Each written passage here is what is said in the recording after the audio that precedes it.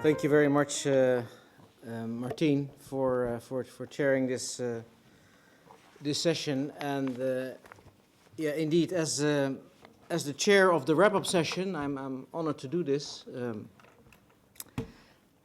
In the interest of time, I will also keep my brief introduction extremely short.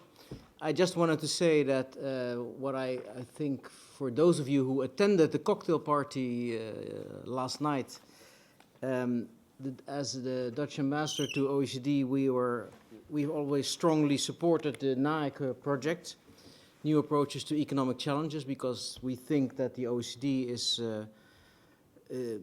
extremely well placed to learn the lessons of the crisis and to see what we need to do differently in order to improve our understanding, but also in order to improve the policies.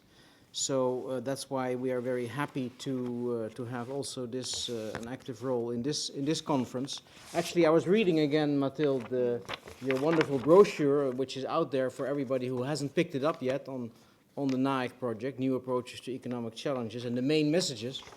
And there we see on number 2, new instruments and tools, where it says that we need to learn, and economists need to learn from other disciplines which are relevant to policy, such as, it's mentioned, sociology, psychology, geography, and history. Actually, after sitting through these 2 days, I think we should add also biology and physics and maybe even more. But anyway, that's something that at least is one takeaway for myself from these 2 days. I found very inspiring, all of these presentations and discussions.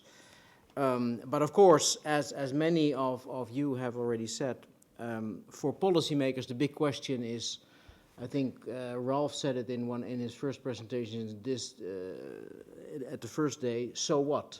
I mean, so what of all of this is very interesting, extremely inspiring, but okay, how can policymakers benefit from all of these insights? And of course, we sort of already dipped into the wrap-up session with Doyne Farmer giving us, on behalf of Eric, his view or his sort of takeaway from these days. And I think he had already a couple of very nice points where he was pointing out how he thinks that indeed complexity science and complexity scientists can start to provide some of these answers, and I will not repeat them because I think we all have them already in our minds or written down.